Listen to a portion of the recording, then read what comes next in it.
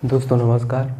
और हम एक नई पहल के तहत मध्य प्रदेश से संबंधित परीक्षाओं में, चाहे वो व्यापम की हो, चाहे लोक सेवा आयोग द्वारा आयोजित हो, चाहे वो टेक्निकल हो और चाहे नॉन टेक्निकल परीक्षा, तो उसमें मध्य प्रदेश से संबंधित क्वेश्चन आते हैं। ऐतिहासिक इतिहास से लेकर, मध्य प्रदेश के इतिहास से लेकर और उसके राजनीतिक व्यवस्था, मिट्टी, जलवायु, राष्ट्रीय उद्यान के बारे में जो क्वेश्चन आते हैं उनसे संबंधित हम इस श्रृंखला के तहत क्वेश्चन भी देखेंगे और पहले टॉपिक पढ़ेंगे। टॉपिक पढ़ने के उपरांत जो क्वेश्चन बनेंगे उनके बारे में देखेंगे।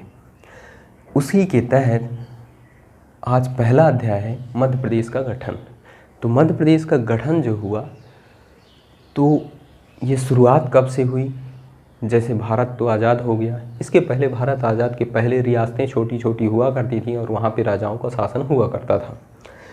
अब आइए देखते हैं, जब आज़ादी मिल गई 1947, इसके पहले क्या हुआ था? 1818 में तृतीय आंग्ल मराठा युद्ध हुआ था।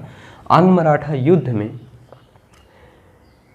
के माध्यम से इंदौर और ग्वालियर रियासत जो थी वो ब्रिटिश शासन के अधीन आ गई थी। मतलब यहाँ पे उनके रेजिडेंट या एजेंट रहा करते थे। अंग्रेज़ों के एजेंट ग्वालियर और इंदौर रियासत में रहा करते थे। और इसके बाद ये जो मध्य प्रांत है, यहाँ पे जिसे सेंट्रल प्रोविंस बोला जाता था। सेंट्रल प्रोविंस का मतलब प्रांत होता है और सी का मतलब सेंट्रल होता है। तो सीपी का मतलब है मध्य प्रांत। और ये जो बरार वाला क्षेत्र 1935 के अधिनियम के माध्यम से मध्य प्रदेश में लिया गया था, शामिल किया गया था ब्रिटिश शासन के द्वारा। ठीक है। उत्तर पूर्वी रियासत में ये विंध्य वाला क्षेत्र और बुंदेलखंड वाला क्षेत्र आता था। ये तो 1947 के पहले की स्थिति थी, जब राजाओं की रियासत हुआ करती थी। अब आइए, जब आज़ादी मिल गई तो 1947 में क्या हुआ? जब आज़ादी के उपरांत राज्यों का गठन किया गया, तो राज्यों का गठन 4 श्रेणियों में किया गया, ए, बी, सी एंड डी। ठीक है। तो डी श्रेणी में केवल अंडमान को रखा गया, अंडमान निकोबार को। सी श्रेणी में छोटी रियासतों को रखा गया। ठीक है। वहाँ पे ज़्यादा राजस्व की वसूली नहीं होती थी, छोटे छोटे रियासत हुआ करती थी।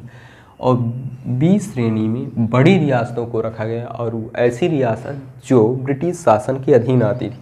और ए श्रेणी में ब्रिटिश प्रांतों को रखा गया, जहाँ पे गवर्नर जनरल का प्रत्यक्ष नियंत्रण था। मतलब वो अपनी अधीनस्थों के माध्यम से वहाँ पे शासन किया करता था।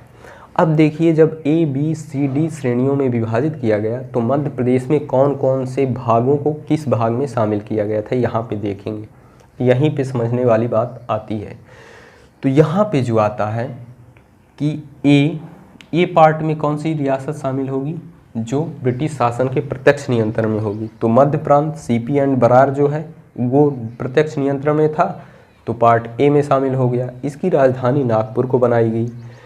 पार्ट बी, जिसे मध्य भारत नाम दिया गया, इसकी राजधानी ग्वालियर को बनाई गई और इंदौर को बनाई गई।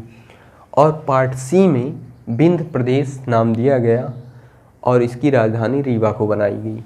और यहाँ पे ये दतिया नामक स्थान था, दतिया नामक प्लेस, इसको भी विंध्य प्रदेश का हिस्सा माना गया।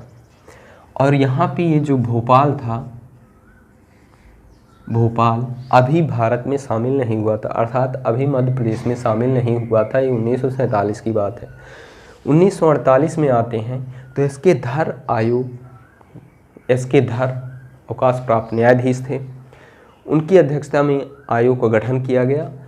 वो आयोग का गठन इसलिए किया गया कि राज्यों का कैसे पुनर्गठन किया जाए, किस आधार पर किया जाए। तो उन्होंने अपनी सिफारिश दी कि भाषा के आधार पर न गठित करके प्रशासनिक सुविधा की दृष्टि से देखकर उसके गठन किया जाए।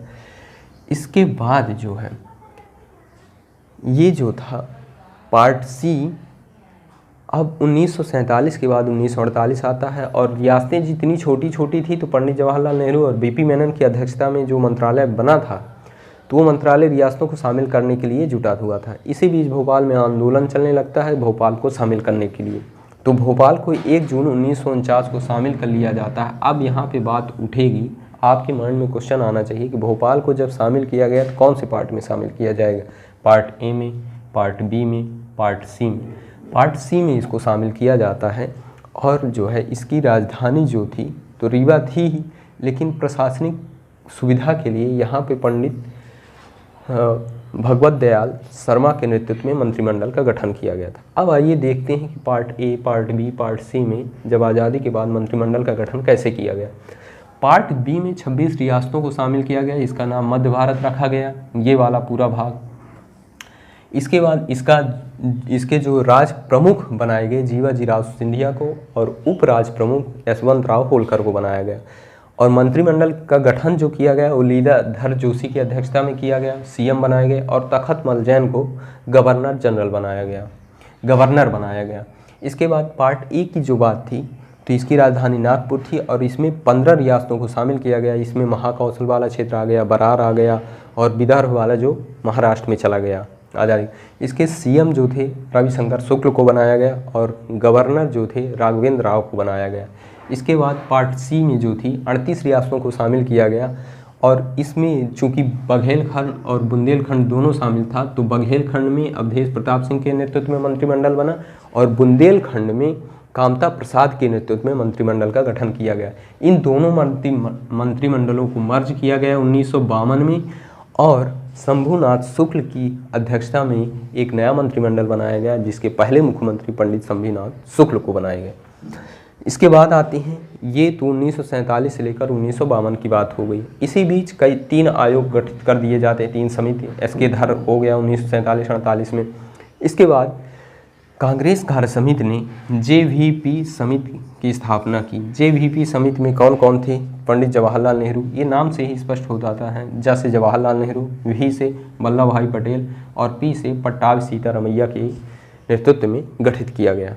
ठीक है, तो इस समिति ने भी प्रशासनिक सुविधा के आधार पर राज्यों का गठन किया गया। लेकिन इसी बीच 1953 की बात है, आंध्र प्रदेश जो वर्तमान में है और मद्रास एक ही हुआ करते थे, तो तेलुगु भाषियों के लिए पंडित पोट्टी श्री रामालू के नेतृत्व में आंदोलन चलने लगता है, जिससे उनकी आमरण अनशन के कारण 58 दिन के उपरांत मृत्यु हो जाती है। और मृत्यु होने के उपरांत पहला राज्य जो भाषा के आधार पर गठित किया जाता है वो आंध्र प्रदेश गठित किया जाता है। इसके बाद फिर और राज्य भाषा के आधार पर मांग करने लगे। तो अवकाश प्राप्त न्यायाधीश थे फजल अली और KM पणिक्कर, पंडित हृदयनाथ कुंजरू। इनको 3 लोगों के नेतृत्व में एक आयोग का गठित किया गया और उसकी अध्यक्षता डॉक्टर फजल अली को सौंपी गई। इसलिए इस आयोग को फजल अली आयोग भी कहा जाता है। इस आयोग ने सिफारिश की कि ठीक है, केवल भाषा बस आधार न माना जाए, प्रशासनिक सुविधा माना जाए, उसकी भौगोलिक संरचना सभी कुछ देखकर राज्यों का गठन किया जाए। इस आयोग के आधार पर 1956 में राज्य पुनर्गठन अधिनियम आया 1956 में और उस अधिनियम के माध्यम से 14 राज्य 6 केंद्र शासित प्रदेश बनाए गए। उन्हीं में से 14 राज्यों में से एक राज्य था मध्य प्रदेश। ये आ गई 1956। 1956 में 43 जिले अब और 9 जिलों के साथ मध्य प्रदेश का गठन किया गया। लेकिन इसमें क्या परिवर्तन करके गठित किया गया, तो इसमें आइए अब परिवर्तनों को देखते हैं। तो ये जो था पार्ट ए, जिसे आप बरार, महाकौशल, विदर्भ वाला बोलते हैं, इससे 8 जिले या 8 रियासतों को महाराष्ट्र को सौंप दिया गया। मतलब यहाँ पे मराठी भाषा वाले लोग ज़्यादा थे, मराठी संस्कृत को ज़्यादा फॉलो करते थे, इसलिए इन जिलों को महाराष्ट्र को सौंप दिया गया। उसमें पहला तो देखिए जो राजधानी नागपुर थी वो सीधे सीधे चली गई। फिर देखिए यवतमाल था यहाँ पे, यहीं आसपास ये 8 जिले जो हुआ करते थे, 1 2 3 6 हो गए, 7 और 8, यवतमाल, अकोला, अमरावती, बुल्ढाना और वर्धा, नागपुर, चांदा और भंडारा, ये 8 हो गए। फिर से देखिए यवतमाल, अकोला, अमरावती, बुल्ढाना, भंडारा, नागपुर, चांदा और भंडारा, वर्धा, ये हो गए 8। ठीक है, इसके बाद इसकी जो बची हुई रियासतें थी ये मध्य प्रदेश में शामिल कर ली। पार्ट बी से केवल एक मंदसौर जिला जो है उससे सुनेल टप्पा नामक गांव भानपुरा तहसील है वर्तमान में भी, उससे सुनील टप्पा नामक गांव राजस्थान को दे दिया, उससे लिया गया सिरोंज तहसील। सिरोंज तहसील को विदिशा जिले में शामिल कर लिया गया, सिरोंज तहसील। और पार्ट सी में कोई परिवर्तन ना करते हुए ज्यों का त्यों पूरी रियासतों को शामिल कर लिया गया, जो 38 रियासतें थीं पार्ट सी में, ठीक है। और 43 जिले, और इसका जो क्षेत्रफल था 4,43,446 वर्ग किलोमीटर, जो उस तत्कालीन समय में मध्य प्रदेश क्षेत्रफल के मामले में भारत में पहले स्थान पर हुआ करता था। इसके बाद क्या हुआ, अब देखिए राज्यों के अंदर जिलों का गठन देखते हैं और संभागों का। तो 1972 की बात आती है। 1972 में 2 जिले भोपाल और राजनांदगांव बनाए जाते हैं, जिलों की संख्या हो जाती है 45।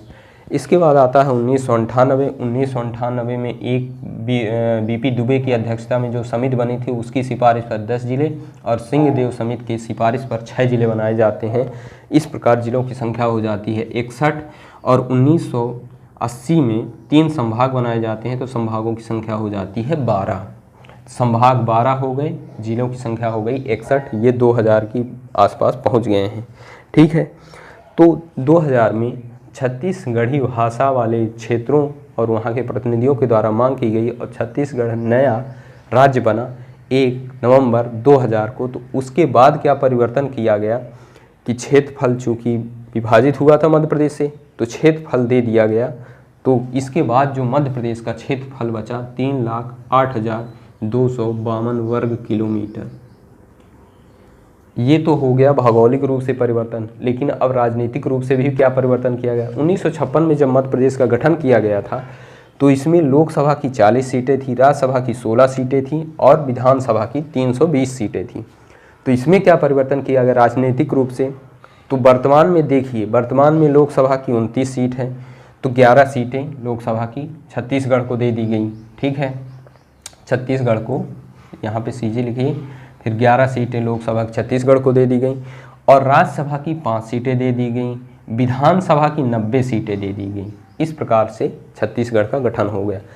गठन होने के उपरांत देखिए जिलों का गठन निरंतर जारी है, वर्तमान तक भी गठित हो रहे हैं। 2018 में हुआ, तो देखिए फिर 2000 के बाद 2004 में चुनाव होने थे, 2003 में 3 जिलों का गठन किया गया।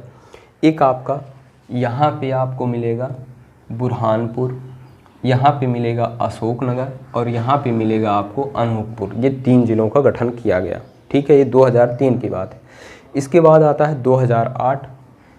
तो जब जिले भी दे दिए गए थे, तो जिले जो बचे थे 2000 में 45 जिले बचे थे, तो 45 में अब 2003 में 3 जिलों का गठन किया गया। 3 जिलों के बाद जो है 2008 की बात आई, तो 2008 में सिंगरौली और पूर्वी जिला और पश्चिमी जिला अलीराजपुर को बनाया गया। तो जिलों की संख्या कितनी हो जाएगी 45 3 48 2 50। इसके बाद 2013 में आगरमालवा का गठन किया गया। आगरमालवा, तो जिलों की संख्या कितनी हो गई 51। इसके बाद 2018 में निवाड़ी जिला और जो नवीनतम जिला गठित किया गया, अब जाके जिलों की संख्या हो गई 52, ठीक है। इस प्रकार से आज मध्य प्रदेश का गठन देखें। इसके बाद आगे आने वाले लेक्चरों में देखेंगे कि मध्य प्रदेश में क्या क्या परिवर्तन हुए, कैसी नदियाँ, कौन कौन सी नदियाँ बहती हैं, वो जलप्रपात कौन कौन से बनाते हैं, उनमें सिंचाई परियोजना क्या क्या है, वन्य जीव अभ्यारण्य देखेंगे, मिट्टियाँ देखेंगे, जलवायु देखेंगे, मध्य प्रदेश के साहित्यकार देखेंगे, खेल अकादमियाँ देखेंगे, खेल पुरस्कार देखेंगे, खेल से संबंधित खिलाड़ियों की संख्या देखेंगे और खिलाड़ी कौन कौन से ज़िले से आते हैं वो देखेंगे, मध्य प्रदेश के प्रमुख संस्थान देखेंगे। इस प्रकार से आगे बढ़ेंगे दोस्तों। और यदि ये आपको ज्ञानवर्धक चीज़ें मिल रही हों, यूट्यूब में यूनिक चीज़ यदि मिल रही हो, समझ में आ रहा हो, तो आप चैनल को सब्सक्राइब करिए। धन्यवाद।